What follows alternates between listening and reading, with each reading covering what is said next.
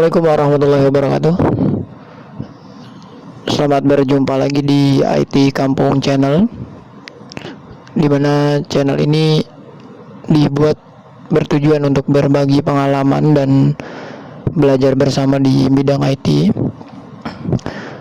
Dan untuk kita semua semoga selalu dalam keadaan sehat walafiat, dan mudah-mudahan kita semua selalu diberikan kelancaran dan kesuksesan dalam setiap aktivitas.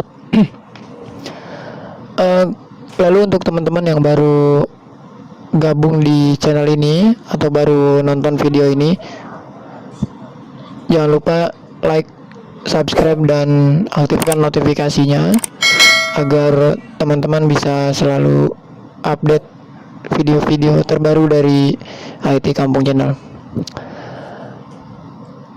Oke, pada kesempatan kali ini melanjutkan pembahasan sebelumnya.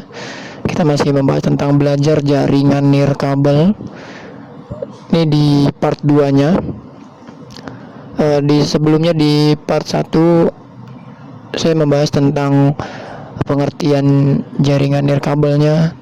Di jaringan nirkabel itu ada apa saja, jenis-jenisnya apa saja. Itu sudah dibahas di video sebelumnya ya. Nah, kali ini di bagian part keduanya kita coba bahas topologi jaringan wireless. Ya, jadi untuk bisa menggunakan jaringan nirkabel, otomatis kita perlu menyusun dari mana kita bisa mendapatkan data trafiknya, atau bisa dibilang dari mana kita dapat internetnya, dan bagaimana kita dan orang-orang di rumah, ya misalkan di keluarga kita, bisa juga sama-sama menikmati internetnya. Nah, sebelum kesana saya coba bahas ya, ini topologi jaringan wireless. Nah, yang pertama saya bahas topologinya dulu. Sebenarnya topologi itu apa ya? Orang-orang mungkin menganggap apa sih topologi, bahasanya aja, katanya aja kita nggak kenal. Tapi simpelnya adalah topologi itu cara atau metode kita untuk menghubungkan perangkat satu dengan yang lainnya sehingga menjadi sebuah jaringan. Jadi kalau di jalanan kita mau menuju suatu tempat, kita mau pilih jalan mana gitu, terus kita mau menggunakan motor atau mobil, lah kurang lebihnya seperti itu ya. Itu topologi. Nah, di topologi wireless sendiri itu hanya ada dua jenis ya, beda dengan topologi di jaringan yang menggunakan kabel ya. Itu ada beberapa jenis itu topologinya. Tapi kalau di wireless sendiri itu hanya ada dua. Yang pertama itu adalah topologi ad hoc ya, yang mana topologi ad hoc ini komunikasinya itu langsung perangkat dengan perangkat, atau sering disebut peer to peer ya. Nah, yang kedua ada topologi infrastruktur. Nah, ini kebalikan dari topologi yang tadi saya bilang, yang dari ad hoc, di mana di topologi infrastruktur ini penggunanya itu harus ada perantara. Perantaranya itu access point atau wireless router sebagai jembatan penghubungnya. Nah, lanjut di contoh topologi. Nah, ini yang saya bahas ini nanti topologi infrastruktur ya. Nah, jadi pertama itu ada internet atau ISP-nya, internet service provider-nya. Terserah teman-teman ya, mau ISP-nya itu apa aja. Ada Bisnet, ada MyRepublik, ada IndiHome, ada MNC Play, banyak lah. Nah, dari internet ini itu akan lari ke radio station client ya. Ini topologi yang saya buat. Nanti ada video selanjutnya juga. Jadi sampai dengan internet itu bisa dinikmati oleh orang rumah ya. Nah, dari internet itu dihubungkan ke radio station. Dari radio station turun ke bawah ke router Ya, jadi ada router dari radio station sebagai penangkap sinyalnya, penerima sinyalnya diturunkan ke router. Nah, di router sendiri itu menggunakan fitur WiFi. Gunanya apa sih? Gunanya itu untuk bisa menghubungkan ke beberapa pengguna, bisa ke handphone, bisa ke PC atau ke laptop. Nah, jenis WiFi itu juga tergantung perangkatnya ya, tergantung perangkat penggunanya ya.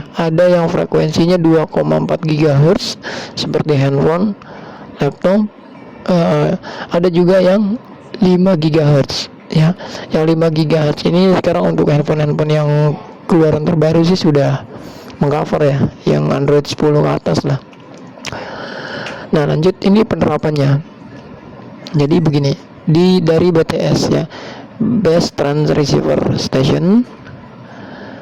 Nah, dihubungkan ke beberapa klien. Saya ambil contoh, ada klien 1 sampai klien 4.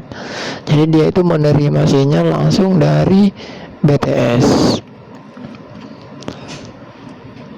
Nah, ini contoh per kliennya. Ya, dari BTS.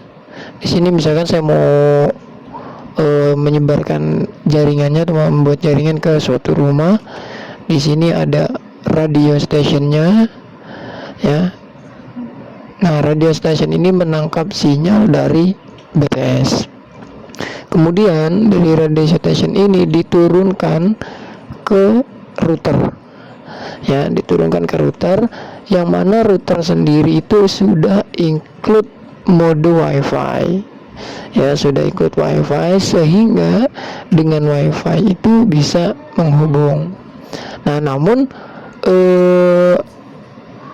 ini kalau sudah begini itu sudah ini ya, sudah bisa dinikmati oleh pengguna di rumah ya, oleh perangkat-perangkat yang ada di rumah gitu maksudnya ya.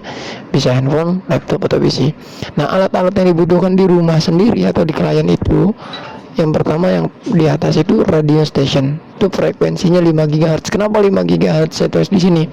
Kalau frekuensinya 2,4 GHz, handphone itu sudah keluar jutaan handphone ya, miliaran handphone. Jadi sehingga frekuensinya itu bisa bahasanya itu apa ya, carut marut lah. Tapi kalau 5 GHz itu kan handphone keluaran terbaru yang sudah support 5 GHz, jadi masih bersih lah frekuensinya dibandingkan 2,4 GHz. Terus ada tiang pipa 12 meter. Sebenarnya 12 meter ini opsional ya, tergantung penghalang antara BTS ke rumah itu seberapa tinggi gitu ya. Yang ketiga ada router ya, yang di bawah ini ada router ya, router ini. Yang keempat kabelan. Ini kabelan dimana untuk menghubungkan dari radio station ke router ya. Oke, paling itu saja video kali ini.